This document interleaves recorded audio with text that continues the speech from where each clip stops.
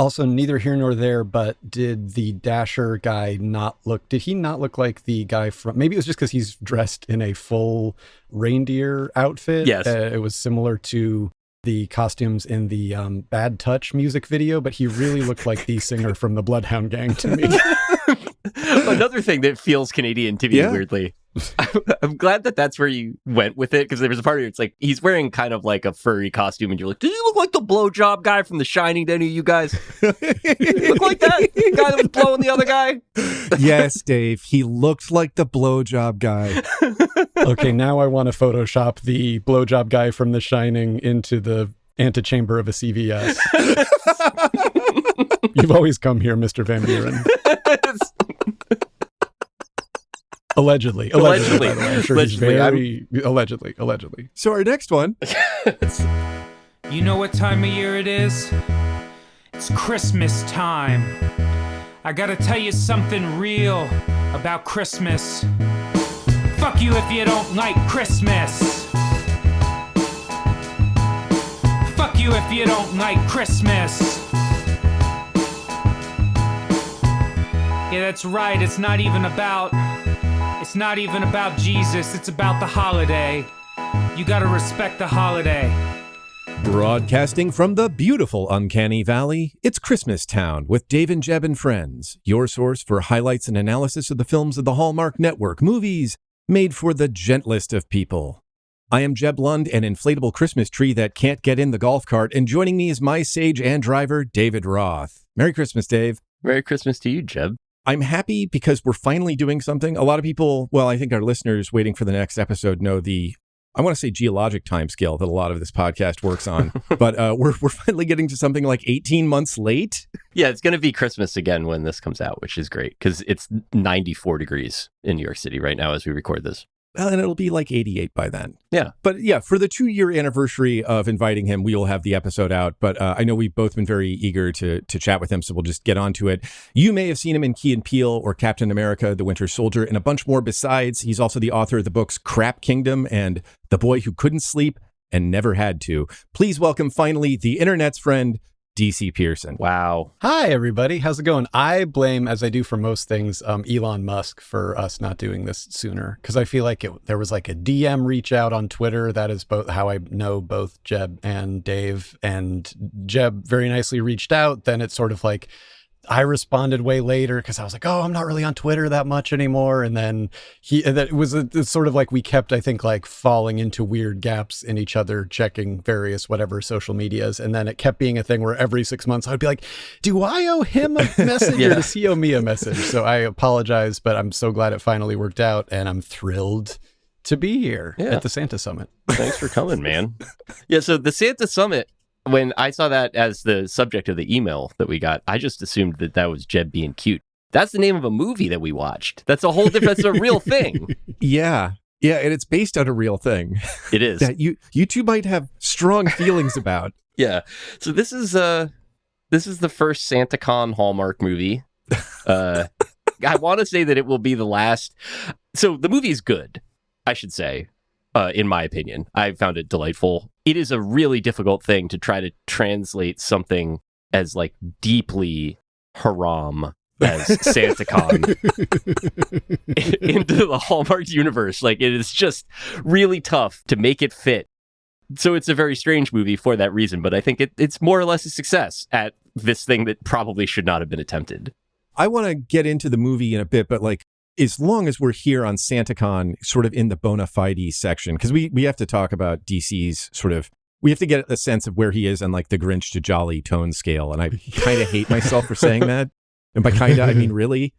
But I had no idea what Santacon was. We can get to Christmas, but I had no idea what Santacon was until like 2015, when I had to fly up for a function when I was working at The Guardian. It was like some kind of Christmas function, and they were going to film us for doing these like stand-up video things. And I wanted to see people I knew from Twitter but had never met. And I wanted to hang out with our friend, Bobby Bigwheel. And it was like the one day he was free was a day of Santacon. And like, I had no idea what this was, but the amount of dread that he put into that email of like how we were going to have to work around this thing. Like, I went into it just sort of expecting like we were going to, like gas canisters were going to fly into the city. Yeah, you would describe it to someone the way in like the same tone that you would use before like making a run for it in a zombie movie. Where are you experientially with it, DC? Because I know you're in New York. You've come back. Yeah, I was in New York for a long time. I now live in New York once again, and I have somehow never had like a really bad run-in with Santacon that I can remember. I first became aware of it from I like had a really foundational experience reading Chuck Palahniuk, the guy who wrote Fight Club. Mm-hmm. He had a book of essays that I remember reading when I was in my biggest fandom heyday with him, like in high school, about Santacon. And I think it was maybe in Portland as well, like that he was writing about, because I think the entire book was about Portland, but I could be wrong about that. But he had an essay about Santacon, and at the time thinking like, whoa, that sounds really cool and edgy. Also, I should say I was a high school boy. You were also reading the book for that, right? You were clearly pre-selected for that Yes, space. precisely. And then also I think like adding to the history of people misreading him, like I bet if I go back and read it now, it's like much more deeply complicated of a text, as is like Fight Club, right? That's been famously sort of like misinterpreted by a bajillion bros. But I was just like, that sounds really cool. And then cut to being actually in New York. And I'm sure at that point also like reading like, Gawker Mark 1 and stuff. And then basically being like, Santacon is horrible. Do everything you can to avoid it. And then I think I've largely avoided having any like negative Santacon experiences, but everything I've ever come to know about it makes it seem like some sort of like demonic Fleet Week where a Manhattan is awash in everybody's worst friend who's like just does things as an excuse to drink and then is there and making everybody's life miserable. That's pretty much right on. Like ungovernable in like a bad way. So I have friends that have done it in the past, in the fairly distant past now, but I think that whatever it was when it started, it was not what it is now, which is basically what DC said. It's like a cold version of St. Patrick's Day, sort of in terms of just the broad strokes of like how the broader complexion of the city and life in the city changes. Like I'm decently far from it. There's a lot of people going to it and coming back from it in my neighborhood, but they're not the sort of people that I would necessarily be engaging with. And I'm old enough, and like happily so, that like the way that mostly it registers to me will be like my wife and I trudging to the Green Market on a Saturday morning, and there's just like a guy barfing already or something, and we're like, oh yeah, Santacon.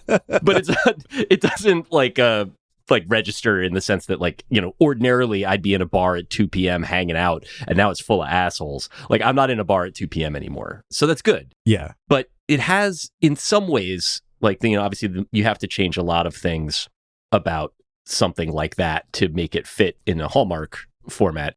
Broadly speaking, though, it is like a progressive, you're moving from one bar to the next. And some of them, there are bars now that will have, which is kind of a funny thing just to see on its merits, like before Santacon, just a no Santas, thanks very much sign in the window. Yeah. Like Santa's not served here, which is, we'll see how the Supreme Court decides in that case. I think it's going to be only Santas at a point. Which is, and the places that are like Santa positive, I think, have to be that at this point. Like you can't, this is the thing that I think is most important to underline about Santacon. If you are in the neighborhood, I keep wanting to say like in its path as if it were like a tropical storm, but it's like if you're there, you can't have an experience that is untouched by it. Like it's just going to be bad. Like the streets will be bad for that one day. And I imagine if you like are working on Long Island Railroad or New Jersey Transit, it's also probably about the shittiest day of your year. Yeah. But you can kind of escape it. The original Gawker stuff was delightful because like I think there was a version of Santacon when people talked about it where they were like, it's for charity. Like in the same way that like no one really knew what the charity was or what it was about or like how the human it was. fund. Yeah, like how it was raising any money. Like Barstool likes to do stuff like this too, where they're like, yeah, Prez is really great. He supports a lot of, local pizzerias and stuff. And I think that's really admirable. But like nobody's really there for that. They're there for the slurs. And I think that like in this case, there's a lot of that going on with this as well. That like that vision of it as being sort of like a civic-minded bout of epicness has been subsumed into something else. It's a charitable human weather pattern of like 5,000 guys that are mad that the frat that they used to be in is no longer allowed to do hazing rituals. Yep. It is a frontal assault on the government's refusal to recognize that Saturdays are for the boys.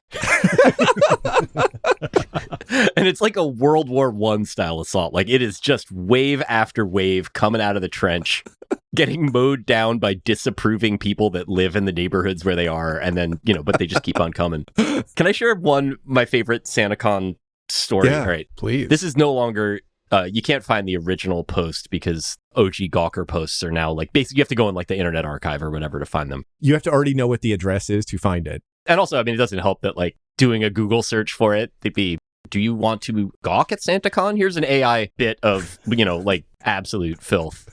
Here's a snowy geriatric gentleman throwing up in his hat. Yep. I tried to look for this Gawker article and it told me to put a battery in the oven. I don't think Clippy would lie to me about something like that. So the story itself, they ran a blog post based on a picture that somebody took of a guy in a Santa costume getting jerked off in the anteroom of a CVS by someone in a Mrs. Claus costume. And, you couldn't really see the guy's face. They didn't like try to run him down or whatever and be like, here's the hand job Santa. Like, it was just kind of a like, here's what Santacon's like. Sorry, everybody. And, it's a funny concept, the idea of a CVS hand job just in general. It doesn't even need to be themed around a holiday. That's a funny thing. So they wrote that story. And then the guy who was receiving the hand job wrote a letter posing as his own lawyer. He was not a lawyer. to Gawker, threatening legal action if the post is not taken down. And the letter... So the guy's name, I guess I could say it. It's Tyler Van Buren, which is the funniest name I think that it could be. Because you could just imagine what block of the city his family used to own. Yeah. Yes, exactly. Like, of the Van Burens, the ones that get hand jobs in the chain pharmacy. The hand job president. Yes. Before Jackson, right? Who was also a hand job president, but Yep. that's a different way. Yeah, his legacy has been concealed. Old Hickory. Anyway, so he wrote a letter to Gawker as Tyler Van Buren Esquire, which he is not. And I'd like to read a little bit of it, if that's okay. Please. My client is a successful New York businessman, that's 2 words, who is simply trying to get home with his girlfriend who had had a little bit too much to drink while at Santacon. The articles that have been posted are extremely hurtful, derogatory, and are simply a defamation of character. The accusations being made have no merit and no basis and are not only inappropriate, but damaging for my client and his girlfriend's reputation and their respective careers. I am drafting up a lawsuit as we speak, and I will pursue several charges against it was Huffington Post, for the untrue, damaging, and hurtful article that has been posted about my client and his girlfriend. Unless this article is removed within the next 24 hours, I fully expect to seek damages. Wow. This is where AI could have helped, actually. Yes, really. It's funny also to think about the fact that guy's like 45 years old now. Yeah. Like, he's just a grown man. That was a long time ago. But that's how long Santacon has been going on, and the purchase that it has on my mind. But it doesn't seem like something that could just happen today. It's contemporary. Yeah. It's still the idea of getting a hand job while dressed as Santa in the antechamber of a CVS just is so perfect. It's perfect. It's wonderful. Yeah, it's timeless, really. Yeah, absolutely. It's so human, and there are themes that speak to us across the echoes across the ages. The ages. Yeah, I was gonna say this is like Aeschylus could have written that. Yeah. As long as we're doing timeless stuff, and we do need to get these preliminaries out of the way because it's important. We need to know what your frame of mind is. Our listeners depend on it, DC. They might not watch this movie if you don't like it. Where are you in terms of Hallmark film experience? Because I know it's become like kind of a staple thing to joke about on Twitter.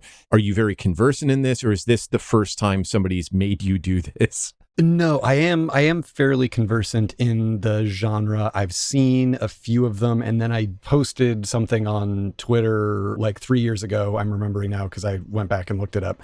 And after I put a battery in the oven, I found the post. So Deadline back in 2021 posted a thing that said, Hallmark's autumn will be full of original titles as the network unveils the film lineups for its fall harvest and movies and mysteries events. So I think this was part of Hallmark maybe trying to expand outside the, like keep it going all year round, basically, rather than just their sort of like Christmas lineup of movies. Mm-hmm. And I reposted that and said, heard from a reliable source that Hallmark's fall harvest lineup is 100% eerie small town Wicker Man shit. Buddy. Oh God! Oh Jesus Christ! Like a big city journalist moves back home and reveals to her father she no longer believes in the child pumpkin lord, but falls in love with a hunky fireman. He ritualistically sets fire to the fields and remembers the reason for the season. That didn't go, I wouldn't describe that as going like crazy viral, but literally like somebody reached out to me and was like, you should write that script. And I was like, I should write that script. And so I haven't, it's perpetually thing 8 on my to-do list is like, I'm going to write that at some point. So nobody write that, because I'm going to write the sort of like Hallmark movie, but it's a woman going back to her small town and realizing like, wait, this is just Children of the Corn. Yep. So that's my sort of like my main entry point with the Hallmark movies is then after I posted that, I started somewhat passively, like I got to watch a bunch of Hallmark fall movies and see what those are like. And I'm sure you guys have experienced this, like they're without Christmas in the center of it, it feels like their heart's not in it a little bit. And so there's a lot of like, there are some where it's like Thanksgiving, and then other ones that I tried to find that aren't holiday specific, where they're just kind of like, just fall, just fall, just like sort of like vaguely pumpkin spiced. And those are really, they're pretty dreary. But in general, I'm very, very pro Hallmark industrial complex. I genuinely think it's really cool that there's anyone who's invested in just like shitting out 60, 100 movies a year is genuinely like, I'm not being sarcastic. Like, I think that's great.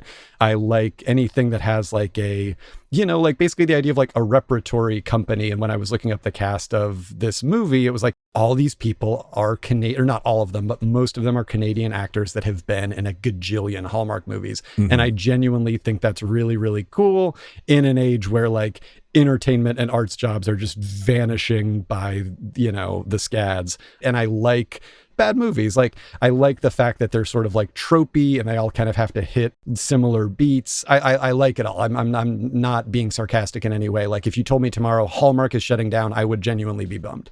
You like it when two people are laughing so hard in each other's arms that they fall down? Mm-hmm. Yeah, you better believe it. What if they were to go to a harvest festival? And I'm not giving you the baseline test from Blade Runner. I know it sounds like I am. But if they were to go to a harvest festival together and there was like an event, like a pumpkin carving contest, would you want them to win? Would you want to watch them competing in it? Yeah, of course, but only if they're in it for the right reasons. They can't be in it for their ambition. They got to be in it for just like reconnecting with the love of the season. I think we can go forward with this podcast. It seems like a suitable or a cool guest. There's a Christmas carol contest and one child isn't caroling. Why isn't she caroling? Why aren't you helping?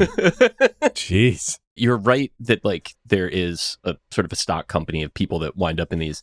There's 3 actors in this that have been in 3 movies together, all directed by the guy that directed this. Wow. And I think that's neat. Like, I just think it's cool that it's like, I mean, Jonathan Demme got to do it, but that was fucking Jonathan Demme in the 1990s. Like, the idea that you're just some guy in British Columbia that can go hang out with your homies and make a little bit of money and shoot a movie in a couple of weeks, like probably a little bit faster and a little bit cheaper than you want to do it. That honestly feels like a dream to me. Like, that's not different than my fondest aspirations for what I want to do for the rest of my career. No, yeah, absolutely. I think like there is something beautiful about in a world where like the people who run entertainment companies will just continually come out with these interviews where like, we're thinking no, it's just not a thing anymore.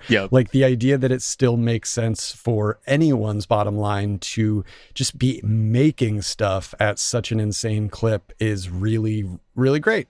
Well, where are you on Christmas itself? Like, because I know, my mom was one of those people who pretty much the minute it hit December 1, we had the carols collections that she most preferred on CD, just like going. Are you a festive person? Yeah, I'm like, I wouldn't say, I guess I was about to say very pro-Christmas. I'm like pretty pro-Christmas. I like it a lot. I grew up in Arizona, so like there was no snow on the ground really. So you really had to like get into like mentally the space of like, I'm really listening to this Christmas carol and actively getting in the spirit because there's no external signifiers of it being Christmas right now. And my dad was had like, he was just like a big music guy in general and probably had like at least 100 strictly Christmas like CDs that would be would be in the big 90s. He had a gajillion disc changer. 32 disc changer. Yeah. Oh, buddy. No, he had 100 disc changer. Oh my God. That he got at sort of the turn of the millennium, like right before they went out. It was one of those things where you're like, did you know they actually came out with like the best silent movies were all like right on the cusp of them having sound. And that was like, he got like the craziest CD changer filled it with like 100 CDs, had to go through and like program in all the names of the artists. Oh my God, and they would dude. display the artists and titles on the thing. And then literally it was probably like a year later, they were like, hey, the iPod, whatever. And but anyway, he would like change all those out for the Christmas, CDs. And so got super into it, I think, via that. And also he was kind of like, he wasn't a new agey guy, but he liked some new agey music. So it'd be a lot of like Wyndham Hills, A Winter Solstice kind of. I've got like, that one. Fuck We've yeah. got hell, that one. that shit is good, you guys. It's really good. So like that kind of stuff where it's like weirdly, if you're a kid and you're like, I feel a little bit sad at Christmas, actually. Isn't that interesting? It was like that kind of thing, like listening to a mournful pan flute of like Jesu, Joy of Man's Desiring, and looking out at a cactus. It was like my Christmas experience. As lame as that sounds, I was into it. That's very familiar to me. So many Florida Christmases where you wake up and you've got all the blinds shut, because you don't want the house to heat up. So you can kind of pretend. Exactly. You open gifts and you have breakfast together and you hug, and then everybody goes and showers, and you go outside to like play with your stuff, your toys or your yard equipment or whatever. And you open the door and it's 80 degrees and it's bright. Yeah. You have to bring that attitude with you. You have to like open the door, the flashlight of God, and be like, Exactly. But I have a question about this 100 disc thing. Was it like the cartridge thing that gets inserted? Did he have to get like another guy in like a loincloth to help him lift it and hoist it into the machine? Like a World War I machine gun. Imagine that. It was like, there's like a little, they got to dip it through a pail of water to keep it from overheating. And yeah, during a dinner party, Russell Crowe's character from Master and Commander would be standing up over it, just like shouting at them to like, hove in the Michael Bolton or whatever. Actually, he wouldn't listen to Michael Bolton. I'd take that back. I think I like Michael Bolton more than he probably would have. A lot of truth coming out early in the podcast. Yeah. I know. It was front loading, and it had had a big door that would open up, and then there was like a carousel inside, and all the CDs would be placed vertically on this carousel. Wow. And so you would like load it through like that. I mean, honestly, as somebody who still has a CD player and still listens to CDs a lot, like they're not making a lot of new ones. I know they're not making them like that. I would love to see one of those in the wild. I feel like it's the sort of thing like that Onion headline, like the fuck it, we're doing 5 blades. This is like meeting someone who used that razor. Yes.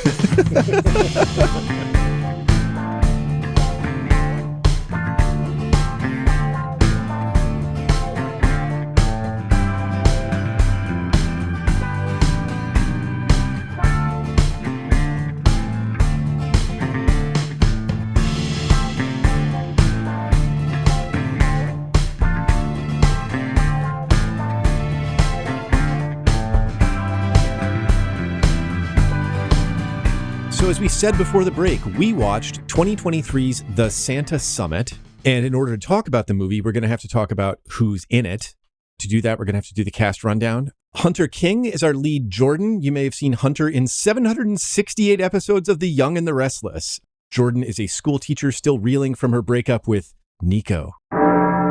Benjamin Hollingsworth plays Liam, a home contractor who just moved to town to work with his brother. Amy Groening, who we last saw in Pumpkin Everything, which we did in episode 122, A Pumpkin for Clendathu, plays Ava, a math teacher and nerd. Stephanie Tsai, who has done a lot of these but not any we've overlapped with, plays Stella, a music teacher turned English teacher and a Grinch. Dan DeYeager plays Mac, Liam's contractor brother, and we last saw Dan in Pumpkin Everything as well.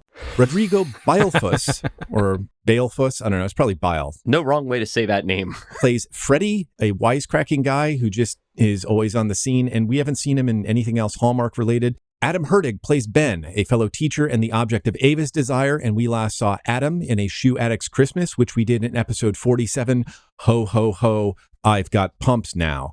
And Eric Atuvali plays Dasher, a Christmas rickshaw driver, and we last saw Eric in Crashing Through the Snow, a movie we did with our friend Sarah Kate and loved. That's episode 106, Incheon Landing on the War on Christmas.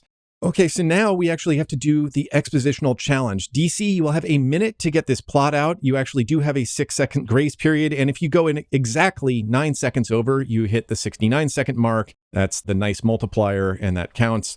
What you get if you do it right is the club horn, and if you do it wrong, you get the Price is Right horn. Do you feel prepared? I do feel prepared. I'm just bringing up the IMDb so I can see the character names, because would be my biggest downfall, I think. And I do not want to have to refer to the one lady as Ren Fair Allison Hannigan. She deserves better than that. That's Ava. No disrespect to Allison Hannigan, obviously. Or Ren Fairs. Or Ren Fairs, much less. Yeah. All right. I think I'm ready. So this is more of a like friendship sort of romance than it is an actual like rom-com, although there are a bunch of like crazy rom-com plots overlapping. Jordan, Ava, and Stella are 3 teachers who used to be better friends than they are, but they've now kind of like fallen out of step with each other. Jordan just broke up with her boyfriend, or her boyfriend just broke up with her. I think the boyfriend's name is Nico. Ava has a crush on a history teacher from the school, but she can't quite say that to him. And Stella has recently been moved from her job teaching music to her job teaching English. They all decide to go to this Santa summit that's basically Santacon to reconnect with each other. And in the process, they all have like romantic mix-ups. The biggest of them being Jordan sees Liam. Oh my God, I'm fucking flopping at this. No, you're good. You're good. And, Jordan has a bunch, keeps missing this guy that she connects with at the front of the evening named Liam. And then there's a sort of, cascade of romantic mishaps at various locations until they all reconnect and have romantic moments, and then all reunite as friends at the end. So that was 75 seconds. Oh, you hate to hear it. But you weren't flopping. Like, you told the story of the movie. Yeah. You did the thing that I myself do whenever I have to do these, which is you start off secure in the knowledge because you've watched the movie that nothing happens in it. And so you're like, well, I can afford to stretch out a little bit. Exactly. And then, a minute goes by quick. That's all. I was trying to lay, as is discussed in the movie, a solid foundation. Yeah. And then I thought that would and then the rest would take care of itself. And it super didn't. Even though it's like, you're right, nothing on a plot level really occurs in this movie. There's a ton of, just sort of like shoe leather and going to various locations and mistaken identities and missed connections, etc. Yeah. Plus, like Dave is saying, like, it's really easy to do like the New Yorker sort of Euro step thing. Like, you do a punchy thing about what the plot is, and then you're like, 300 million years ago when the Tethys Sea withdrew from the Permian, and Is that what that's called? That's hilarious. The idea of like when you're reading a New Yorker story and then it's about barbecue and then they just leap back to the invention of fire at some point. And you're like, oh, all right. It also feels very NPR to me, or sort of like very like scripted podcasting or something, where they're sort of like, yes, to fully understand Logan Paul, you need to understand topsoil or whatever, Yep. Yeah. So we usually have a plot mop-up. Dave, help me out here. I'm just going to throw out details as I think of them. Ava, the math teacher nerd, has a crush on Ben, the other teacher. That's why she really wants to go to the Santacon, because Ben has said that he's going to be there and she's usually out of town with her family. Jordan wants to do it. I can't remember what her reason was. And then they have to argue Stella into doing it. Liam is there with his brother, Mac, who's there to make connections as a contractor. Yeah, he's doing deals. So he's going to write everything off. And he looks like Frank Sabatka from The Wire Season 2. He does. He's really like expecting the Canadian version of like we used to make things in this country. Molson Golden, Tim Hortons style donuts. Second City cast members. But he weirdly has hair. Were you not surprised, not to get derailed, but was it not surprising to you when he took off his Santa hat and he had a full head of hair? I was surprised. He just had Sabatka-y, like, bald guy vibes. Yeah, because he's like crusty and, the idea of it wasn't quite the like Rachel Lee Cook takes her glasses off reveal and, like she's all that. Well, speak for yourself. But it was, to me, I was just sort of like, yeah, looking good, man. Like, good for you. Any business that you pursue not wearing a Santa hat, I think you're going to do fine. But also a little bit weirdly, I couldn't help but part of me, like the agent part of my brain was like, if you were like that bald guy, would you actually book more? Because you'd be more that like type of guy. Yep. And that's why I'm moving to Canada and becoming the manager of all of this Hallmark talent. See, I was going to say I didn't have that reaction because I think this is the 4th movie we've seen that guy in. And I recognized him. I'm like, oh, it's him. But I don't know who he is. Yeah, this is the thing that as much as you're somebody that knows how to watch movies, you've seen these, you're familiar with it. The level of having seen these movies that Jeb and I are at, it's like, it's hard for us to be normal about them because not just the tropiness and stuff, but like, I don't have like parasocial relationships with these people. Mm-hmm. That's what I'm saying at the beginning of this sentence. I'll let you decide by the end if it's true or not. There is a sense where these are people that we're like very familiar with. That like this director, Jeff Beesley, I think I've seen more of his films than I've seen like William Friedkin's films. And like that wasn't 100% by choice, but it is the sort of thing where like I think of them in, you know, not just as like real actors and filmmakers and whatever, but as people that I'm like familiar with the oeuvre at this point. That's a kind of a weird place to find yourself.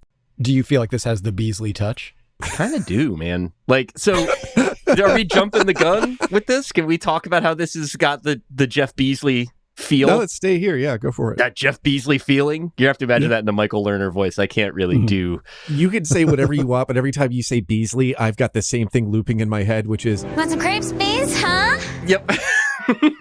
Which is like, which DC we would know, but like I think the 17th or 19th movie we did involved Jen Lilly trying to feed crepes to a rescue dog. A dog named Beesley. Like shrieking and rolling her eyes with joy like Commedia dell'arte, right? Like, want some crepes, Bees, huh? Yeah, like she became the lady that was about to kill the fish from the Black Hole Sun video. Otherwise, very good performance, but it's hard to hold it together.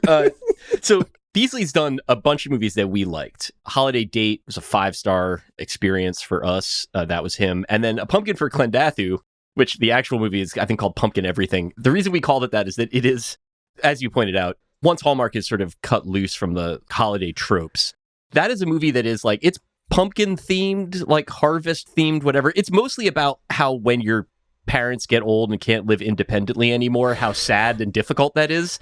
And the parent who is failing is played by Michael Ironside in like what I would describe as like a very soulful, very sad, committed performance. And so this movie is not like that. And yet I think there is the thing that runs through the Beasley movies that we've liked is he knows where to put the camera. Like there's just a little bit more care, a little bit of like a sense of an extra touch going on with it than there is in the normal films. And that's like, it's got to be something that he's bringing to it because all of these movies are shot on the same budgets and on the same schedules. And there is not a lot of room for extra shit ever. So yeah, like this does it does have that Beasley feeling to me. That makes a lot of sense because I did feel like, and I have lots of different feelings about this movie, but in general, I would just say like as an overarching thing, like I did feel like from the acting to the writing to the directing, there was a like level of just like general, I'm like, yeah, this is like pretty, these people are like bringing it. They're trying, they're not phoning it in. And I felt like, oh, any quibbles I have, which I have a ton, because also just like I'm persnickety, and I can't help but sort of like notice dumb shit like that these movies are never meant to be scrutinized on that level. They're sort of meant to be, just like playing in the background while you write Christmas cards or whatever. It's like every quibble that I would have is only, I know, just comes from the fact that everybody is doing this with a proverbial gun to their head of like, we need to get this done in 9 days or however long it is. So it's pretty admirable. And I do feel like when you're under that sort of pressure, that is when you see like who's just going to kind of like phone it in and who's going to be like, I'm going to have little touches in here that kind of make this for me because I am at the end of the day an artist. Like I do, I appreciate that. Shout out to Beasley. Shout out to Crepes for Bees. Yeah, Crepes for Bees. Go ahead, man. Help yourself. Give him his crepes while he can still eat them. If I may throw another compliment into the Beezone here. I liked what you were saying, Dave, about it, like all the extra bits. And this very much felt like a movie that was, I mean, for Hallmark, it's a very ambitiously done structure of we're going to do it pretty much outside in a linear fashion going from point to point, but there's not going to be any home. There's not going to be like, you accidentally knocked over my box full of decorations with the things that my dead mother put in there. Yeah, exactly. And it was like, let's build the whole plane out of the extra bits. Right. And so that seemed to me like just from the logistical and as DC's talking about like the logistical demands of Hallmark to be much more of a high wire act. So like when it did thud, you're like, okay, well, yeah, you're going to fall. You're trying to stand on a wire. Come the fuck on. But like when it worked, it's like, thank you so much for the work rate. Yeah, I think that sounds about right. Absolutely. I definitely appreciated one of these that didn't have any like drinking hot cocoa in your pajamas while making like a pee face thinking about how sad you are thing like this. I don't like, that's the shit I would miss the least. And that is absolutely, I do like the idea of, whatever, Michael Lerner's studio chief from Barton Fink, who's now in charge of Crown Media, being like, how can you make this movie and there's not a single bauble in the movie? There's no angel put on top of a tree. Like, what are you, like, sending it back? But they didn't do that. They just let it be what it was. All right, well, let's take a minute. We'll come back and we'll figure out where the angel was.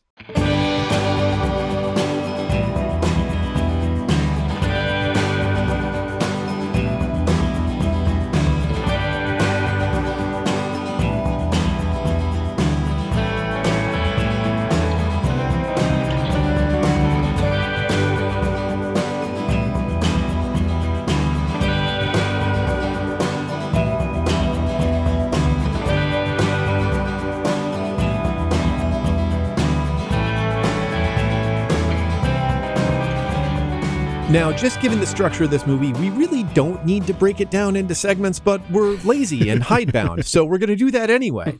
And our first one usually is Spot the Angel, and that's where we watch until the first act break, and we see if somebody was literally an angel, or like either a religious angel, or sort of a Santa angel, or somebody who was just too darn nice. And I think actually, though, it doesn't become clear until after that first act break. I think there's at least 2 decent contenders.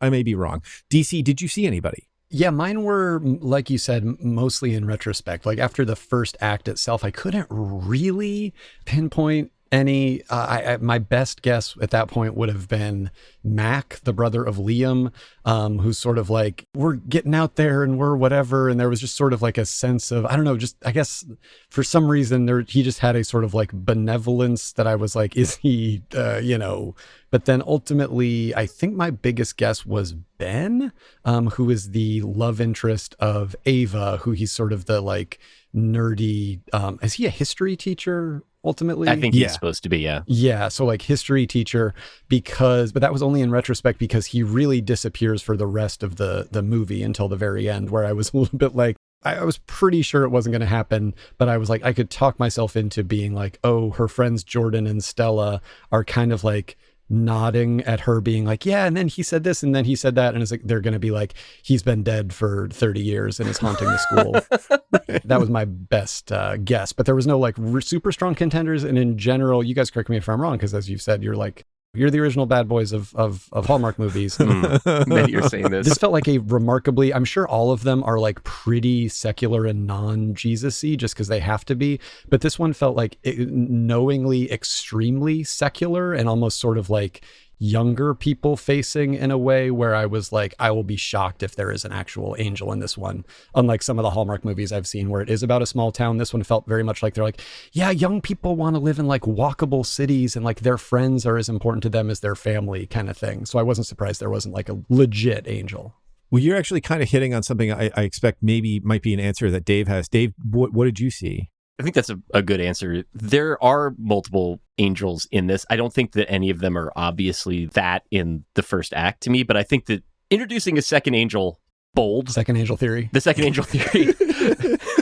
It's controversial. If you want to use the Alex Jones voice at any point, Jeb, go ahead and feel free in this regard. Yeah, I understand. So Freddie, the, I guess, Quebecois coded sort of guy, feels like it to me. He is constantly moving the plot forward and expediting it. And then Dasher, the guy that drives the pedicab and gives out good advice to everybody, is like kind of the POW second encore angel. Like he doesn't even really feature in the film. He has like a one-line gag early, and then he keeps coming back and he keeps doing angel type shit. So there's like, this is one of those things where you have to consider the ratio of like angel coded characters to regular characters is extraordinarily high. You picked the 2 that I would have had. Freddie, because he doesn't really have any affiliation. He just shows up and he's like, well, hi, I'm Dr. Plot Device. Yeah. He twinkles for sure. Like he's just very sort of, he'll say sort of little cryptic things. And also I realized toward the end, the movies, you're meant to think that he's really cool. Yes. Where I was like, I did find him sort of like likable. And I just thought like, I just loved this is filmed in Canada-ness of this guy just being like unapologetically French Canadian. Yep. Yeah. I thought was great. Like, what's the coolest thing you can imagine? Is it a guy from Quebec in a leather jacket. Exactly. Yes. Later on, a character's like, wait, you do data processing? No way. And I was like, this MFer is the most data processing, and then goes and has like a really strong ale and plays D&D guy I've ever seen. And that's fine. That's what most of what this movie is, and like very self-consciously. But yeah, I agree with that. Strong Angel vibes. Yeah. You're a coder and you play public domain Christmas music at local festivals? Really? Yeah, so Freddie and you're right, Dave Dasher. But then the other thought I had was, this is a good candidate for the It Takes a Village Angel. Everybody sort of along the way has like an iterative contribution to Liam and Jordan. Yep. And in a way, he meets all of her friends. And then at the end, they meet his brother, who, of course, like has this wonderful transformation. He's like, fuck my business. You're right. We can only do this for you this one day, this one night. Let's do it. And so everybody winds up being kind of pretty sublimely friendly and helpful by the end. Yeah, the rarest. Also, neither here nor there, but did the Dasher guy did he not look like the guy from, maybe it was just because he's dressed in a full reindeer outfit. Yes. It was similar to the costumes in the Bad Touch music video, but he really looked like the singer from the Bloodhound Gang to me. Another thing that feels Canadian to me, weirdly. I'm glad that that's where you went with it, because there was a part of it, it's like he's wearing kind of like a furry costume, and you're like, does he look like the blowjob guy from The Shining to any of you guys? Look like that guy that was blowing the other guy? Yes, Dave. He looked like the blowjob guy. Okay, now I want to Photoshop the blowjob guy from The Shining into the antechamber of a CVS. You've always come here, Mr. Van Buren. Allegedly. By the way. I'm sure he's very allegedly. I say this as the Esquire of that man that was accused of this. So our next one is Eat Your Heart Out. And that's where we talk about if the food is weird, or if it advances some strange vibes, or is completely a plot device, if it's just entirely misgiven. There are some aspects in which this movie is a throwback. I feel like this is one, but DC, you're the guest. What food made you just go like, where did you get the Home Improvement noise? Where you're like, when they ate something? Pretty much right away as soon as food entered the picture in this movie. So it was super interesting to me that, they kind of were like, they're going to do basically a bar crawl, but I was like, how are they going to handle this? Because it's the Hallmark Channel. And so they're not going to be getting like obviously progressively drunker. And sure enough, like there's allusions to like buy you guys a drink or whatever, round of drinks, or like at one point they even do things that resemble shots, which we can talk about in this context as well. But like the first things first, they were like, oh, next up, we're going to go to this like sushi place. And so cut to the sushi place. And then everything everyone's eating is these very specific Christmas cookies that I think there's like an element of like, they're supposed to guess what the Christmas cookies represent. And I think they're all supposed to be like 12 days of Christmas things, which prompts a Lord of the Rings joke from Ava, which will like come back heavy later on. But the cookies looked really thick and weird. And I just couldn't get over the fact that they were at a fucking sushi place. Well, they were tempura. Like sushi and cookies. Yeah. See, that would have made, but I really felt like they were like, on the one hand, we got to serve that this is like relatively for the Hallmark Channel, like young, hip, urban. They go to sushi places, but they're like, we're not straying too far from the mold here. So they're going to just be eating Christmas cookies. They're not going to have like a rainbow roll in Christmas colors or whatever. And so that really threw me for a loop. And then the drinks that they had at the sushi place, I was like, okay, they are kind of saying that they're drinking, right? Like they're implying that these are like cocktails essentially. And they have like a shot glass that that comes with, that they're supposed to like drink with it. And there's like a dry ice element. But did it not throw you guys off? Maybe I'm betraying how much time I've spent, like not in Santacon, but Santacon adjacent. They have a drink that they're supposed to like put a shot of something in it, but they don't like drop it in the glass. They just like pour it in a very chaste way. And that kind of, I was like, okay, this movie is a Hallmark movie, like for sure. And then the drinks just sort of sit there with the dry ice, but they're distracting for sure. It's perfect. Yeah. The cookie scene had me freaking out. I was losing my shit during that. Not just because the cookies really thick and weird is like, we've been trying to describe why these cookies look fucked up for like 150 episodes. It's because they're really thick and weird. That's why they look fucked up. Congratulations to you. Great to get a pair of fresh eyes on this problem. Thank you for that. But they were getting served to the table with like flourishes, like the way that you would if you were at like a really fancy place and they'd be like an amuse-bouche from the kitchen. And in this case, it's just like a big triangular cookie that looks like it's cut out of foam with like ice version of Santa Claus on it. And everybody's like, oh, well, interesting. Like the way that you might respond to like a clever agua chile served to you in like one of those spoons at a fancy restaurant. That's the way that they greet this parade of insane cookies, which, yeah, I mean, whatever. That's what you sign up for with a Hallmark movie, man. You can go to a sushi restaurant, but you can't eat sushi there. All the aesthetics in that scene are at cross purposes. So they go to a sushi restaurant, but there's no sushi. Instead, it's Christmas cookies, which fine. But they're also on a Santa pub crawl, and they're drinking purple drinks. They pour like something sort of chartreuse in to change the color or texture, and everybody's looking in the glass going like, ooh.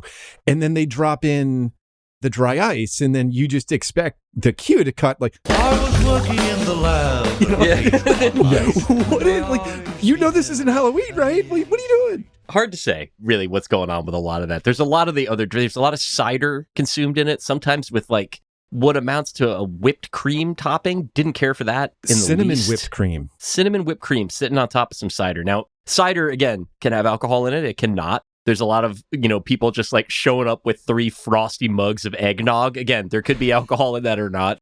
It cannot be debated, though, that visually those are all very unsettling things. Like the idea of just like a pint glass of eggnog being put down in front of you and it's like kind of sloshing like the fucking drawn butter in a Red Lobster ad. I don't want to see it that way. Like, that's unsettling. And there's a great deal of that. Like, I know you can't have them be drinking beers and you can't have them be getting loaded. But the idea of going on a bar crawl and only drinking eggnog on it is more frightening to me than any other substance that you could drink during that. It also speaks to, I think, like a larger, weird, uncanny valley-ness with this movie, which is that it's never specified really what time it is or like when this thing is supposed to like take place, because they kind of imply like, oh, on Friday night, we're going to go to the Santa Summit or Saturday or whenever it is. Especially for the first like 2/3 of the movie, they kind of keep acting like it's nighttime, even though it's like this movie has terminal 11 a.m. days. Like it just feels so incredibly like they're on like Ottawa's 9th biggest block. That's the location they own, and they can shoot like up and down that street. And they keep being like tonight, today, tonight. Like it's weird. Like it's just very like weird, and just I think contributes to a lot of it. Feels like it's very much too warm, which I'm sure has been a thing in a lot of these movies that they're filming like it's Christmas, but it's not. Oh yeah. And then there's a scene out in the snow that I'm sure we'll get to, but where you can actually see their breath. I was like, maybe it's not the height of summer or whatever. But that just spoke to a larger, like, eventually it does become nighttime. And I was like, okay, so that earlier that was supposed to be during the daytime, I guess. Because this, I think in a vacuum, if this was a non-Hallmark movie, you would want it to be all at night, like you just would, but shooting at nighttime is expensive. And I'm sure that factors in. They're like, you can get like one outside night scene, which they eventually do. Yeah. I didn't actually have a whole lot of other food things, but I did want to make 2 notes just so we heard it. One was that the opening bit where Ava is running down what Ben has for lunch every day. It's okay. My usual is a go-to. Turkey and pepper jack on sourdough, salt and vinegar chips, and a root beer from the vending machine by the canteen. It's like, oh, you guys are really leaning into, you're not from America, are you? Yep. Yeah. Which I liked. The high school that they work at is one of the most Canadian places I've ever seen in my life. And I don't know that I could tell you exactly why, but it's probably because Bruce McCullough is just like hanging out. I was going to say, it does have that feeling. Hi, everybody. Bruce McCullough, Brian Mulroney. No, it's because they have a sign out and it says they're provincial champions. That's the establishing that's shot. Right. They did. That's like the first thing you see. Yes. Yeah. Wow. I thought the cheer competition was going to be a way bigger thing based on how much screen real estate it takes up at the beginning. Yeah. Cheer. Yeah. Provincial. The other real quick, my other food thing was that they go to like a food truck. There's like a sort of like a food truck lot that they go to sort of like late in the film. There's a lot of like quote unquote millennial humor in this movie. There's a lot of people being like, that's weird or whatever. But because it's also a Hallmark movie, the thing that they're reacting against can't be that weird. So everybody just seems like insanely picky. Where at one point Stella is like, they're looking at the food truck. She's like, Christmas pizza, what's that? And then the other two are like, duh, it's a pizza that looks like a snowman. And then there's Ava has a whole big thing about like how they're going to subdivide the pizza because she's a math teacher. And it reminded me of the episode of this show that I listened to earlier when I was running in the heat to really get in the Christmas spirit, where there was some joke about like some guy being like, a donut is mathematically the same as a coffee cup or something, because they both have whole, like, where it was just, it made me wonder, like, was this written or punched up by the same person who's like, math jokes about round food items can't lose? That was just so, it was weird. It was just bizarre to me that seemed to be like a running thing in these Hallmark movies. But genuinely having sort of like written things with like nothing in the tank and just being like, I gotta hit a page count, I did feel like, I was like, I sympathize with that. You're just like, that's something that a person can say. Yeah, she's a math teacher. She'd naturally bring up ratios. Yeah. It's always happening in conversation. Christmas pizza. And the food truck of it all felt very much like these sort of like trying to skew millennial with this one. They're like, what are they like? What are they like? Food trucks, tacos. Yeah. It's become it's like a minor Hallmarky thing too. Because like food trucks in general, they're sort of, there's a very limited number of things that you might find in a city that Hallmark can admit is cool or that people might like. And food trucks have like cleared that bar. Yeah, right. That stuff, like, you can't have it be, like a bike lane. Like, no, it's too polarizing. Whereas like a place that will give you a taco when you ask for it is kind of like, even, the most reactionary grandparent is kind of like, well, that sounds nice. And just so I don't lose track of it, speaking of the foreshadowing that doesn't pay off, DC, you were saying that about cheerleading. There is one about food where Stella says something, and it really kind of felt like if this were at all a postmodern inflected movie, this thing that she just spoke into existence, especially because Dasher makes a point of saying like, well, if you visualize it, you put it out there in the universe, it'll come back to you, kind of doing like The Secret. But Stella just says, What's the next stop? Harbor Sushi. Maybe there'll be eggnog with the wasabi rim. Yum. Ooh. Yeah, I have that written down. Didn't care for that thought. No. Wasabi rim. The first thing on your palate is just like a big gob of wasabi. And then the second thing, egg. Yes. Thick egg. Better be sweet, though. I wanted to contrast with that horseradish in a delightful way.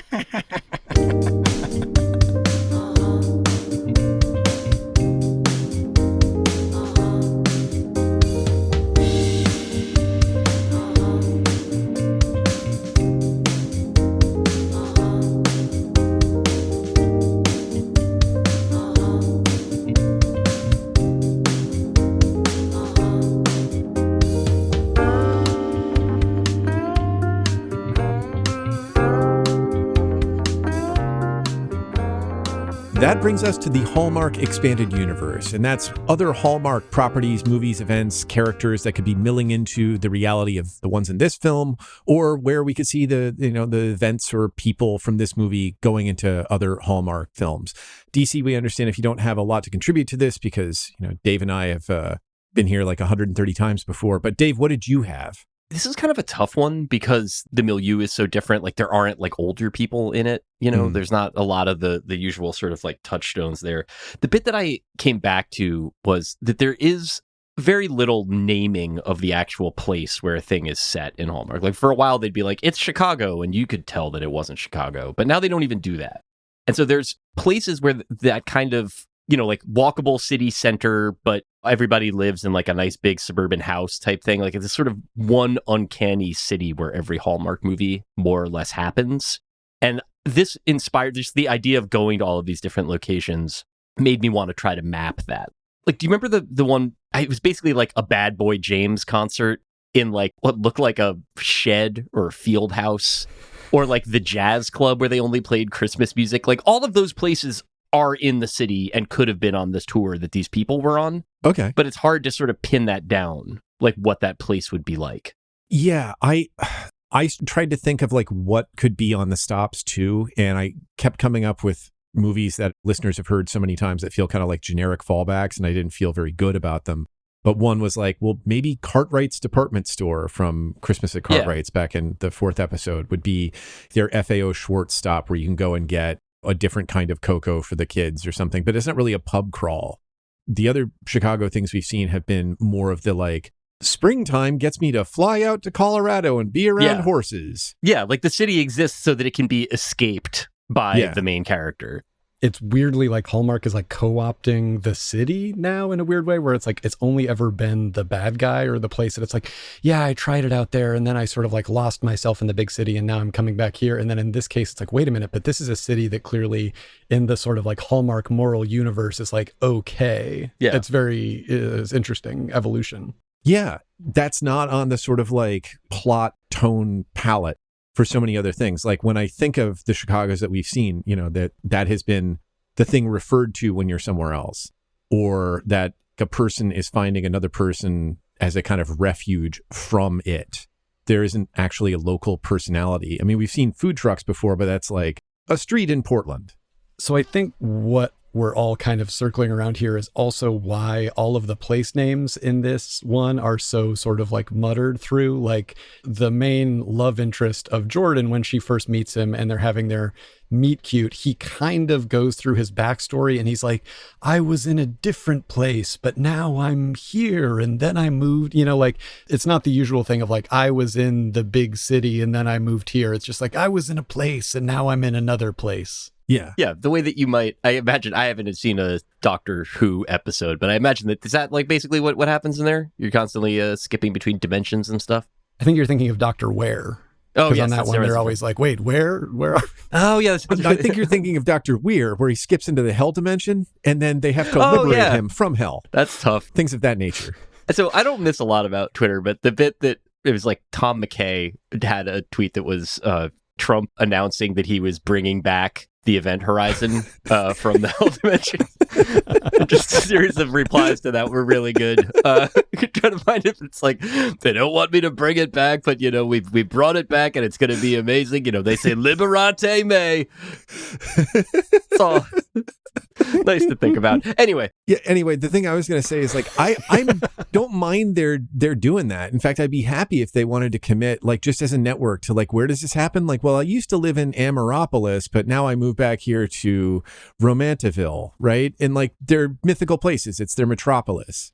Although now that you say that, I'm remembering there is one distinct place name that was thrown out, which is the bartender who the brother of the main guy, love interest, who's like, he's the more business-minded guy. Mac. The bartender that he did the women's bathroom in his bar, his country bar, Nashville's. He's like, also, I was thinking you could do some work at my bar in Shelbyville. Right. Oh, yeah, he does say Shelbyville, doesn't he? Which felt like maybe self-consciously like winky at the fact that this isn't a real place because you're doing like a Springfield Shelbyville deal. Yes. That's right. And he looks like somebody who would marry his own cousin. Okay, so we're at overdetermined, and that's the part of the average Hallmark movie where you know what every feeling and every statement is meant to signify and what every character is destined to do and how it's got to get there. And then Hallmark is just like, you know, what if we turn that up to 11 just in case you missed it? And I would be unsurprised if there wasn't a moment like this in this movie, but they did still have to hew toward a few Hallmark cliches, and that's generally where this stuff comes out. So, DC, how did you feel about it? Was this like inspired and unforced, or did it still have that kind of like Hallmark hiccup? Honestly, throughout, it kept veering into these, you know, moments where you're just like, okay, they're hitting the emotional beats, and the movie seems dramatically less interested in these sort of like some of, I will say, long emotional monologues, and some of them were just so vague in a way that it just felt like there was one where Mac, again, the business-minded brother, he follows his brother out of a bar or whatever, because the brother's like, I really want to go look for this lady that I met, instead of doing the sort of like business-minded connection-y networking evening that you had in mind.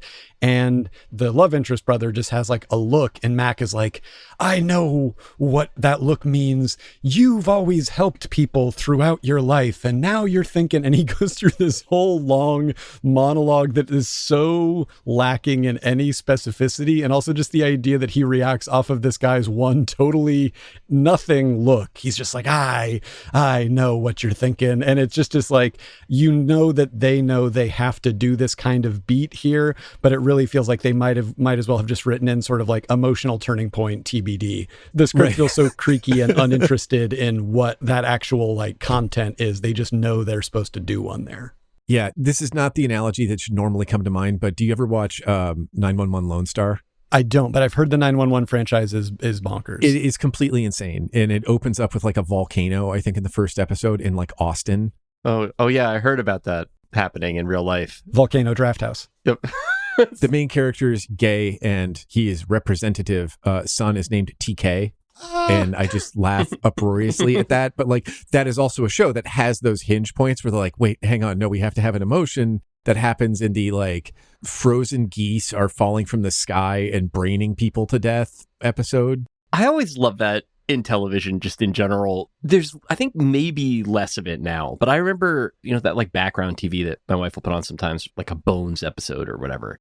And there's always a scene where people are kind of like bantering over a hideously decomposed corpse. Yeah. In the show, it's like, that's just what they do. They're like making puns while they're like, oh yeah, I found more semen. But just on the merits, that's like the most depraved thing imaginable. And I think that there is like, in this movie, there is like, it all like sort of tonally fits. And then like the more you think about it though, like the idea of like meeting someone, it's not even necessarily clear what like Jordan's sad about exactly. Like she broke up with her boyfriend a few months ago and she's been kind of down in the dumps or whatever. But a lot of the like the stuff where it's like supposed to be these moments of great connection and breakthrough are really sketched very thinly relative to the amount of care that goes into paying off every joke having its callback, in the very end of it. And I think, again, that's fine, but it's weird. Like I think for all the times that we've had an easy answer for the overdetermined stuff, it's like because there's some scene where one character sits down with the other and is like, you need to put yourself out there and stop hiding and try to chase your dreams. And it's like, it's insulting. Like it feels like somebody's just like holding a cue card up in front of you. And those scenes are kind of in this, but they're like, somehow I found them less insulting because I was like, well, no one really, like, you just have to do this so that they can get to whatever the next joke is.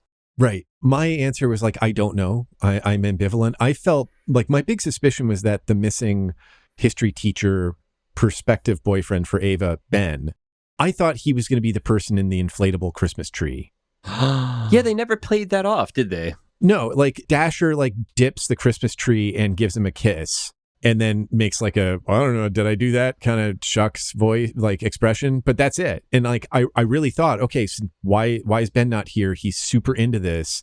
That's why he wanted to make sure she'd be here because he fucking loves this thing. And yet he's nowhere to be found. So like, it turns out he was following them and maybe like some serendipitous thing that they needed to happen happened because he overheard it. But like, no, it was just, he was gone and then he was there and there was a Christmas tree. And then, as you said, it flirted with overdeterminacy.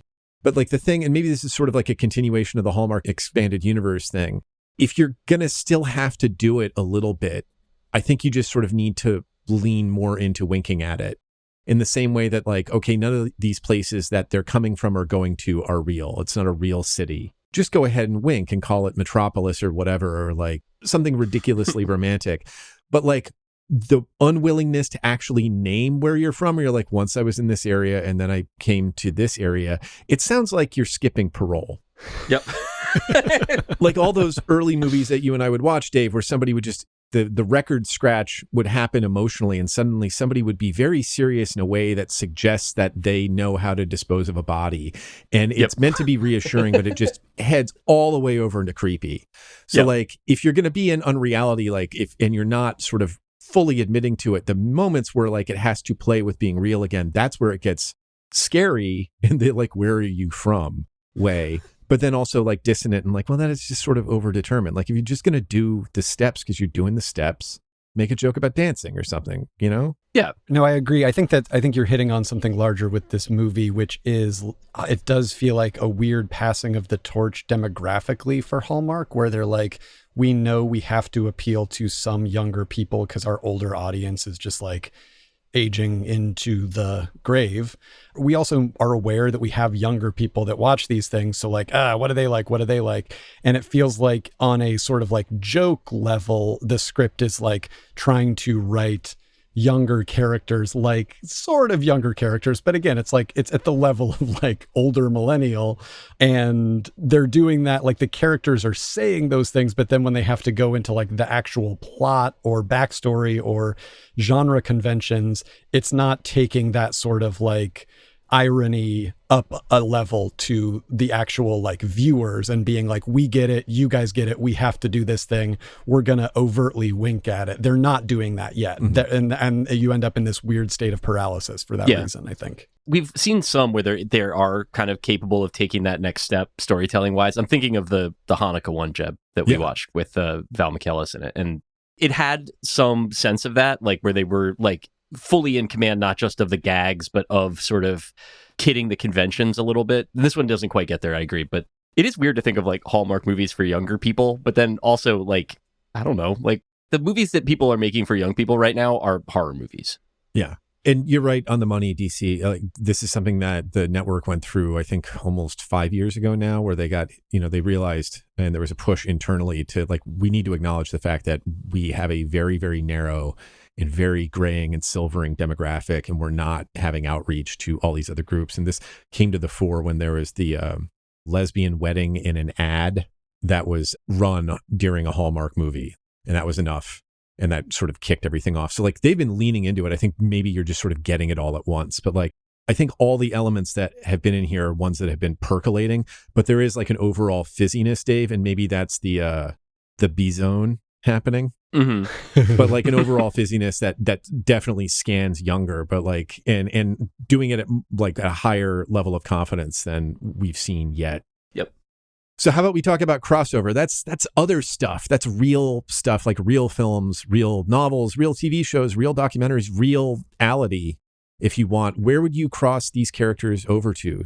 Ooh, the thing about this movie that we were kind of just talking about a little bit is it's almost like if it were cornier or cheesier on a sort of like, what universe is this taking place in? It would be easier to like cross them over, but it just honestly does feel like it's like they could kind of be in any sitcom, you know what I mean? Yeah, They could, like, to a degree, like most of these characters just feel like it's like, yeah, with a little sharper jokes and a little more time to punch them up, like, yeah, they and these actors and like all this stuff, it's like they could just be in a sitcom, like they could just be in a network whatever. I also think like any of them could very easily specifically fit into the role of like a younger character on a network sitcom who's meant to be the sort of like stock millennial and or Gen Z person that's meant to make the like older network audience be like, that actually reminds me of a girl from my work, and you would think we wouldn't get along, but we do. She's very sarcastic.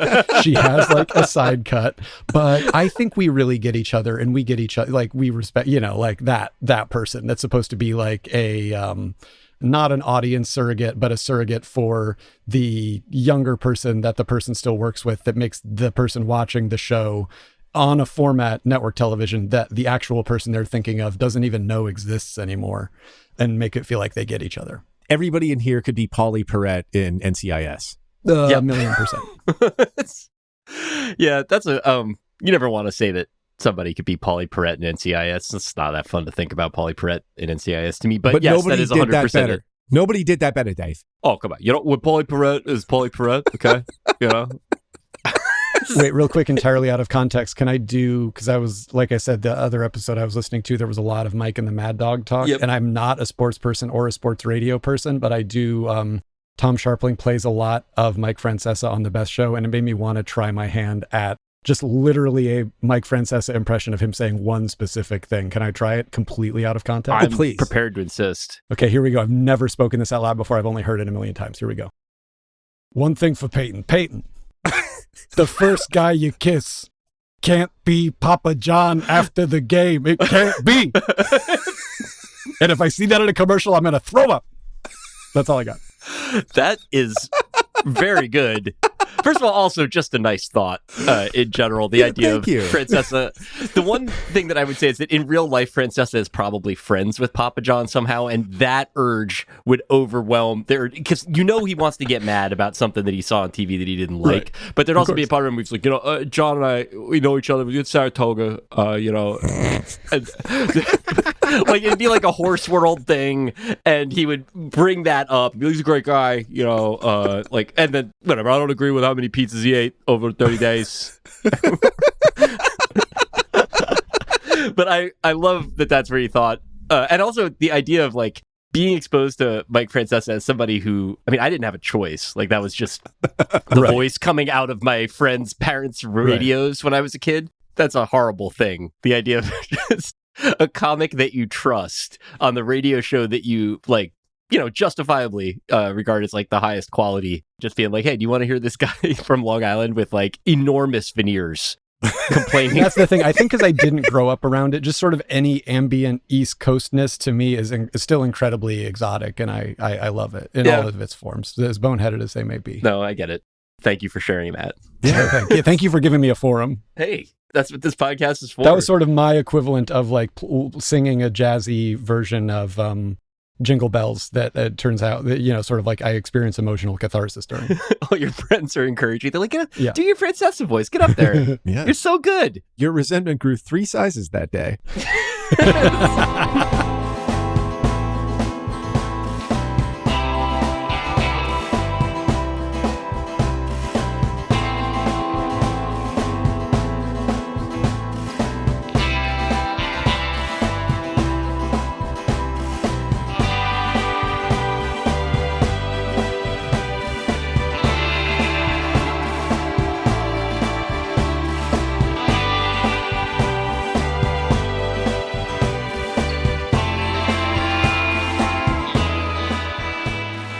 So as long as we're sort of on a weird character kick, let's do the Hallmark Voight-Kampff test. Were there any characters in this movie who were not full humans with real inner lives, but rather the Hallmark equivalent of skin jobs?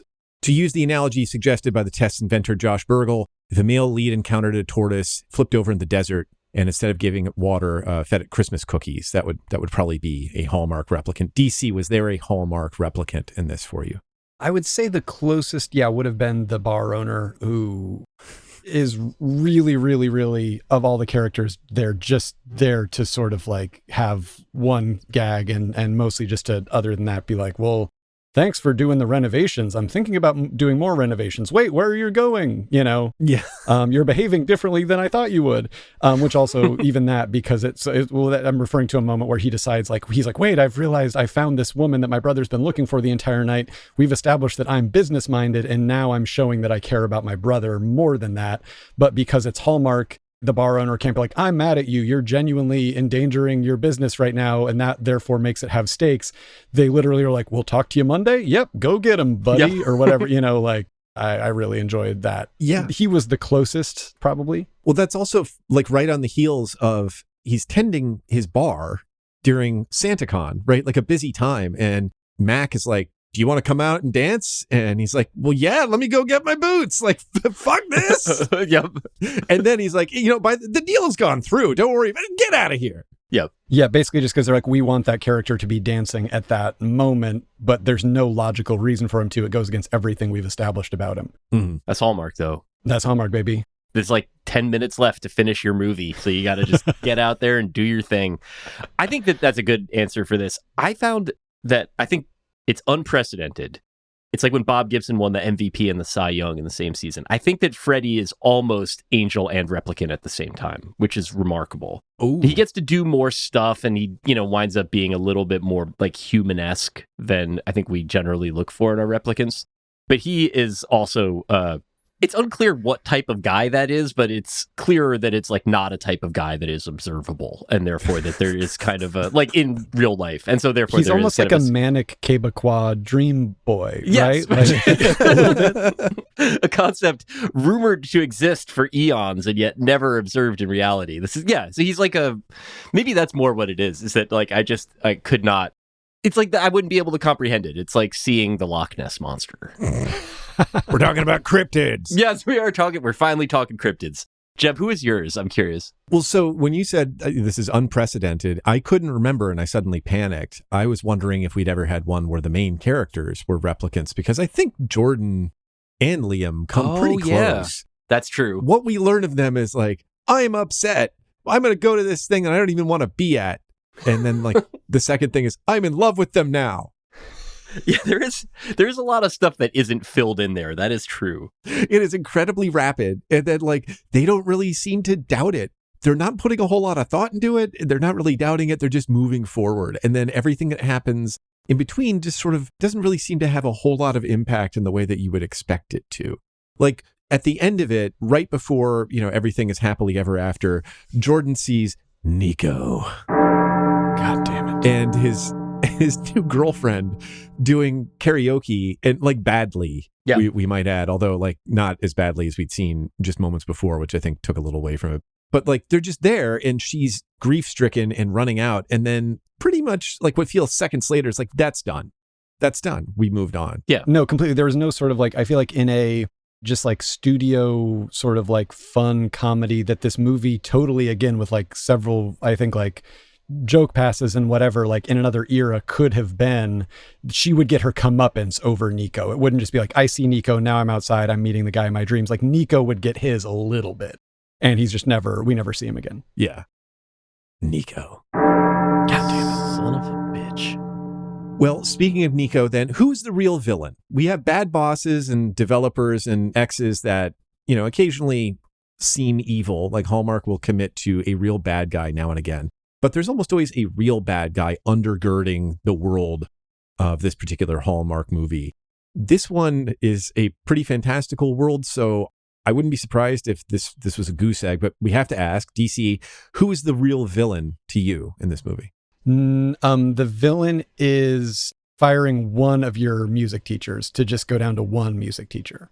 That was the thing that stood out to me, was that one of our main characters, Stella, right? Yeah. Her reason that she's sad, because they're all sad for different reasons, is that she doesn't teach music anymore. She teaches English, but they established right away there's still a music program. She's just not a part of it, which was really strange and sort of stood out to me, because I was like, oh, again, in a normal movie and also just in the world, it would be like, hey, this music program's been cut, because that's what, unfortunately, music programs do, or arts programs do in general in the world today, is like they just, if somebody remembers they exist, right? Somebody with any amount of power remembers they exist, they get cut. Like that's just what happens. If they can find that rounding error in the budget. Yes, exactly. So when it was like, no, it still exists, she just isn't a part of it, I was like, that's weird. And then later she tells our manic Quebecois dream boy, oh no, they did, that kind of happened, but it like Hallmark happened. So there were two music teachers and they cut one of them because, as she acknowledges, which again, I found to be like somewhat remarkably like contemporary, she was like, it's hard to find these jobs right now, or like these music programs are endangered. And I was a little bit like, okay, Hallmark. Yeah. So that, that I think not fully robustly funding two music teachers, but instead just having one, which is like the Hallmark version of the actual problem we have. I think that's the real villain. That's also a very like Canadian coded aspect of this. The idea of just being like, obviously, yeah, you're right, they've cut funding for the arts everywhere, but that's like where it is up there, as opposed to here, where it's like all the music department was replaced with a like building a ghost gun from a 3D printer class or whatever. Like it's just, our country is very far gone. Like it's been a long time since the music teacher could like bemoan that funding for the arts at most public schools. They're cutting music programs. We're now cutting like the note F. Yeah. Like we're not going to have F anymore in general in music. The way you do it down here is you just get rid of the music teachers per school, and then you have one music teacher per 5 schools, and then they're there for like a couple hours. So great. Circuit riding. Yes. We're back in the fucking 1800s. We love that so much. Just rolling into town with a couple of xylophone things like dangling from their belt. A couple of auto harps, dual wielding. Giant The Music Man style suitcase just full of recorders that spill out. Was that yours too, Dave? Because mine was literally our underfunded public schools. Yep. Yeah, absolutely that. Okay, so we've spoken pretty well of the movie, so I imagine we're not really going to need these bottom ones, but we do need to do a rating for the movie, and we have a 5-star rating system. 5 stars is, this could just be a family movie that maybe you'd see in theaters in the winter. 4 stars is the juiciest taco, so named after the best food in Vancouver's wettest park. 3 stars, there are some solids. 2 stars, very soft cheese. 1 star, sugary and extremely wet. DC, you're the guest. How did you feel about this? And remember, you can use a 0.5-star rating if you want to. I would give this a full-on 3.5. Like, I genuinely thought like there was actually some jokes in it that were funny. I thought the performances were, I thought like the actors were funny and doing what they needed to do, and everything I thought that didn't work about it is probably just attributable again to the format and the amount of time they were given. Like I genuinely liked it. I agree with all of that. And I think I'm going to give it a 4 because I've seen a lot worse Hallmark movies. That makes sense. But it is, that's basically it. Like, there are good jokes in it. Performances are very committed. Everybody's kind of like, it's got a good energy to it. Totally. It does fizz, like in the way that you want something like this to fizz. It kind of went down easy. So that's a classic 4 for me. Yeah, also a 4 for me for the reasons you gave. And, you know, since people are listening and they might wonder what they're talking about, at least for me, like thinking about the time thing, Ava, the math teacher, being sort of like immediately pushed over into turbo nerd territory as soon as she got the chance to hook up with Ben, and then both of them being played as like really this kind of like almost 2-decade-old avatar of dorkdom. Yes. Seemed a little bit much. And like, if you had more time to build around their characters and you didn't have to just mush that together, that wouldn't have been too much for me. But that was one of those things where I'm like, yeah, you know, this is where you lost me. You needed a little bit more discipline. Like, take that out if you're not going to be able to let it breathe the way it needs. I put that down to not really trusting the audience very much, which I think is a Hallmark thing too. Yeah. And I don't know to what extent there's like, I can't tell if like, and I think either answer would be unsurprising to me. There's a part of me that thinks that like Hallmark is making these movies and has no idea what's going on.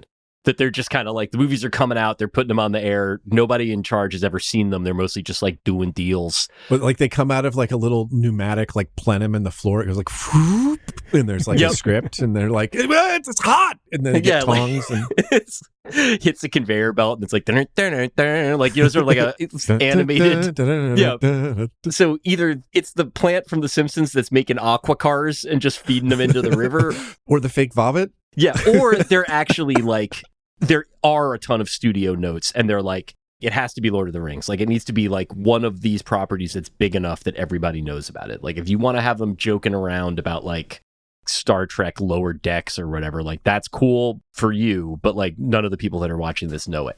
And I can't tell if that's like a note or who is mistrusting the audience here, but that is my diagnosis on that. Totally agree.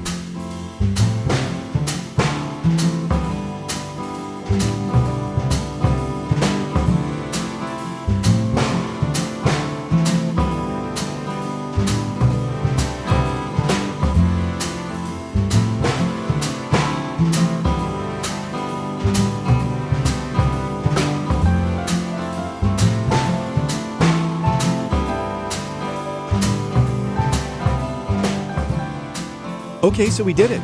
We did all the official stuff. We did all the stuff we're supposed to do. And now this is stuff maybe we weren't supposed to do, and maybe it'll get cut.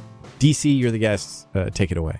Let's see. I had like some just sort of like bits and bobbles. One of them that I just remembered is I had said earlier, like, oh, they barely refer to cities in this. And then I remembered at one point the main male love interest of Jordan. One of the last things he does to find her is by Googling Boston art teacher. And she's the first result in images. Wow. People say that the algorithm doesn't work anymore, that it's been polluted with artificial intelligence, and yet everywhere you go, people are using it to find the art teachers that they're in love with. Exactly. Yes. Thanks to our underfunded public schools, we're starting the alphabet with J now. It's you're not looking at a joke, you're looking at a symptom of a tragedy, David. Oh my God. Well said. You know, if you Google my name, the first image that comes up is a picture of Sam Bankman-Fried now. Right. Oh my God. So bad. I reviewed his book for New York Magazine, and like, I don't know, somehow Google was like, I don't know, I can't tell these guys apart. Just so it's that. And then there's like a bunch of pictures of me further down. But weirdly, if you Google Boston art teacher now, first image result, David J. Roth. It's really amazing, actually. Yeah, well, I did have to pay a lot. Your SEO game is fucking bulletproof. So I'll do a little bit of IMDb stuff. Please. But director of this, we've talked about, Jeff Beesley. He has worked with the actors that played Freddie, Ava, and Stella in 3 different movies, as I think I also mentioned. Mm-hmm. The other bits that are weird about this is a lot of those actors they're busy. They work all the time, and they are doing different Canadian-based productions. Stephanie Sy was in the David Harbour killer Santa movie, Violent Night, which I feel like had to have been a really intense bit of whiplash to be like, most of what you do, like 7 out of the 10 credits that you have had last are like a Christmas movie where you're like, that's great, Coco. And then you have to go to a movie where a guy who's dressed as Santa, who's also appeared in all the other movies that you've been in, is killing someone with a hatchet. And I applaud her for being able to square that circle and presumably, just come right back to this universe and be as normal as she is in this movie. That's why she's a pro. Well, she does on her acting resume list under the special skills session where most people have improv and horse riding. Hers just says Christmas. And they were like, book her. Wow. She's good. She also fucking bodies her version of Jingle Bells at karaoke. Absolutely. The idea of doing Jingle Bells at karaoke is insane. I mean, obviously, the movie doesn't know what karaoke is, or it's a different sort of thing. This is like the third or fourth time we've gotten Christmas karaoke. Like, they're just all in on the idea that people are just getting up there to do Deck the Halls. It's like, to me, that's like doing like Happy Birthday at karaoke. Like, Yeah. It's just like a really deranged choice. But whatever. She did great. She did some scat singing in it. The crowd went off like at a fucking pro wrestling match when the Undertaker shows up unexpectedly. That's how they responded to her scat singing. Very satisfying. Most of my leftovers are just compliments of bits that I enjoyed. There was a couple throwaways that they were content to let be funny. There's a bit where Stella is just straight up upset that Ava doesn't know about the movie Cool Runnings. Yes, she yells. Like, well, thank you. I enjoyed that. And it is very much like what DC like placed in that realm of like millennial like that's like a type of joke, like a random thing that you would see in a movie or a TV show, but like you don't see it in a lot of Hallmark shit. So I really appreciated it. I was like, oh wow, it's like a fairly contemporary joke-shaped joke. Yeah. And for that reason, when Jordan and her love interest, whose name I keep not being able to remember, are having their meet cute Liam, where they're both wearing Santa beards, they do this thing that pays off at the end where they're sort of going like, okay, on 3, say your favorite food. And they both go tacos. And that was really my first sort of like, I was like, millennial pandering off the starboard bow. Because, and I don't know, especially like, if you have kids now too, you know that there's like, even in kids literature now, it's like dragons love tacos. And like tacos is kind of a big specific of like, we're cool. We all get it. We don't love pot roast. We love tacos, which like, of course, like tacos are amazing. I'm literally making plans to make tacos for dinner as soon as we get off here. There's nothing against tacos. I'm reorienting my dinner thoughts too. Like, thank you for absolutely. that. But and then it was really funny where then they did favorite movie and they were like 3, 2, 1 Casablanca. And I was like, hold on there, Meg Ryan and Billy Crystal. You know what I mean? Like it did feel like if this was a script they found that had been around for 40 years, like that would be in that movie, but they updated tacos, but they moved the headstones, but they forgot to move Casablanca. Yeah. It felt like that's where you need another, like they both say Goodfellas or something, which is obviously also ancient by many standards, but is still more updated than, like it's more of a current modern day classic or Shawshank Redemption or whatever. Than Casablanca. I felt like they needed a sort of Cool Runnings-esque specific there was a quibble I had. Yeah. And again, I want to like put that down to there being some like overweening executive who's like, why do you have them talking about like Ricky Bobby? Dude, 1,000,000%. 1,000,000%. Also, that scene where they're quizzing each other and going back and forth reminded me of the bit in Step Brothers where Will Ferrell and John C. Reilly become friends. And that's not necessarily what you want from the like romantic breakthrough scene in a movie, like that it has the same beats and the same gags in it. But maybe that's my fault for having seen Step Brothers as many times as I have. And if you watch all the way through the credits, they do sleep in bunk beds. Yes. So the thing that caught me though about that, you're right about the not updating Casablanca. The real big problem with that 3, 2, 1 thing is he goes up to her at the end and says, behind her back, favorite holiday, 3, 2, 1. And they both say Christmas. And it's like, and that's how he knows. But like, I need to underline that you were at Santacon. Of all the places, you're going to get a false positive on this. Yes. The writer of this, I mean, we can talk about him. His name's Russell Hainline. This is just his second Hallmark movie. As a Lifetime movie and a Hallmark movie. Although, if you go to his website, you find out that he went to Duke. That can't be helped. I mean, so did Grant Hill. And a lot of people admired Grant Hill's work. So you can't just throw the whole thing out. But the other stuff that he says that he, on the site, I did write a hard R Hungry Hungry Hippos movie. And you can read that if you want. And you can just download the PDF of that from his website. That makes complete sense, where I was like, that was one thing I was thinking from the outset was like, oh, I bet if you like, it's so tempting to think of these Hallmark movies as existing in this total other universe, but just like based on all of the specifics and everything and just like the overall like dialogue style of the movie, I was like, if you talk to this writer, it's just like he's gonna be like would be indistinguishable from a million people I know from the improv world. Like, you know what I mean? Like it's just like he's just doing it. This is a job. And also I'm like genuinely envious. How do I get on the Russell? How, you know, let me buy you coffee. How do I get on the Hallmark Channel pipeline? Yeah. Like it seems like it'd be fun. Like also like your movies fucking get made. Precisely. So many of the people that write these movies have and direct them. I mean, it's like insane. There's guys that direct 4 or 5 movies in a year. But these screenwriters are getting like their names are in the opening credits of a movie 2 or 3 times per year. And I know like I don't think I would be able to write screenplays metabolically at that rate. But if you're someone that can just figure these beats out and do it, that seems like a pretty nice way to make a living. Yeah. Russell, call us. Go to our websites. Go to our website, www.patreon.com. Oh, yes. You should sign up just for the cost of a cup of coffee. / This Week in Atrocity. Oh, whoa. It's the hard sell. All right. We can probably wrap this up, right? Yeah, I just wanted to acknowledge this one little bit of dialogue. So he's not my sweatpants. No, I have to be my own sweatpants. What is happening right now? Just really like the line on that what. That's all. Yep. The actor that played Dasher, like genuinely good. He had some great moments. It's like a perfect character part. He was great. He was totally great.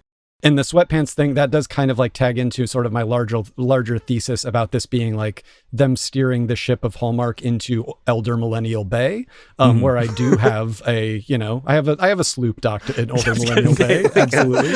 Summer home. There's like a crab shack you like there. Exactly.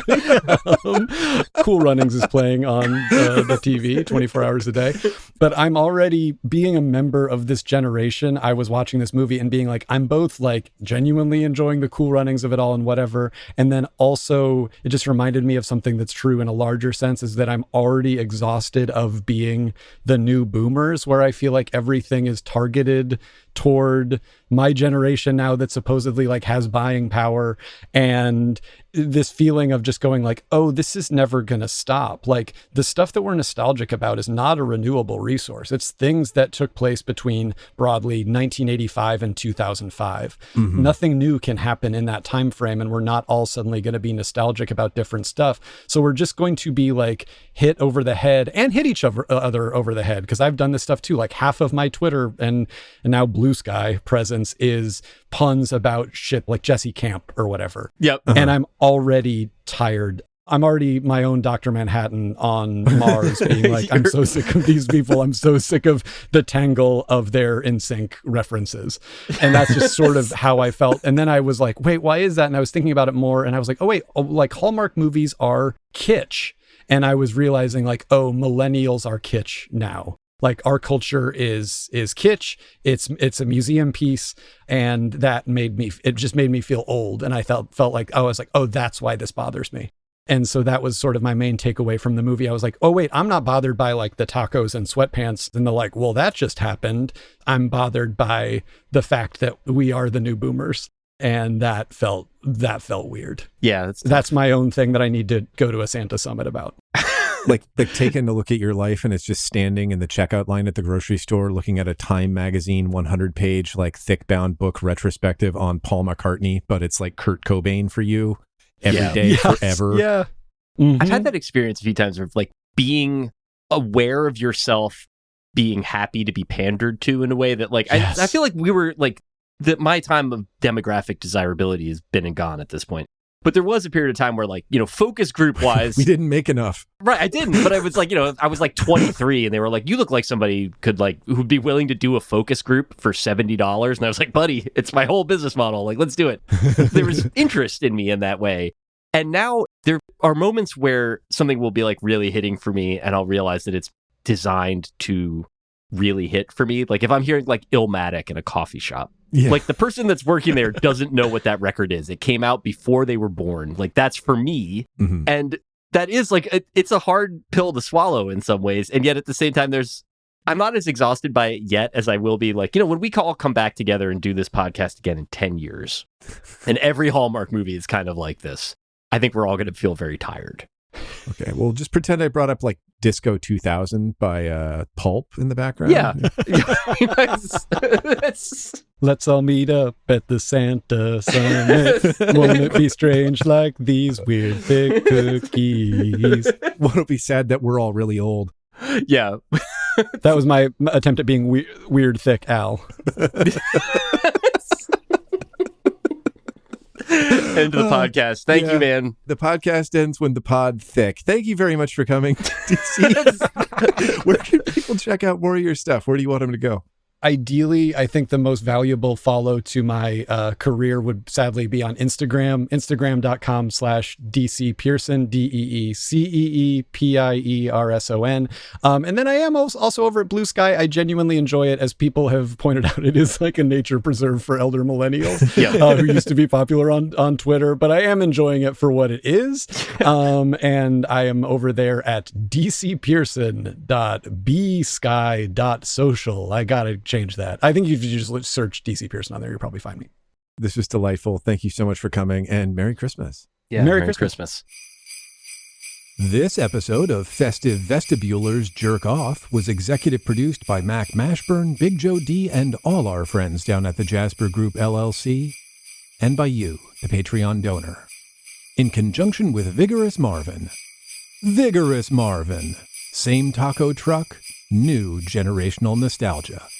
Special thanks today to Drew Fairweather, a.k.a. Crudbump, for our theme music, and to Chris Collingwood of Look Park and Fountains of Wayne for all the rest, except where specified in the show notes.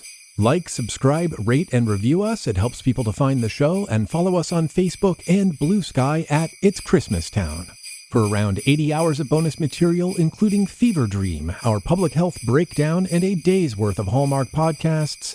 Plunk down 10 cents per day at patreon.com/This Week in Atrocity.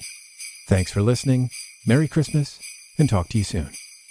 It's not Hallmark Hall of Fame. It's not Hall of Fame. It's not that high quality. There's a Hall of Very Good. If there's a Hallmark Hall of Very Good, sure. Fucking thing sucks!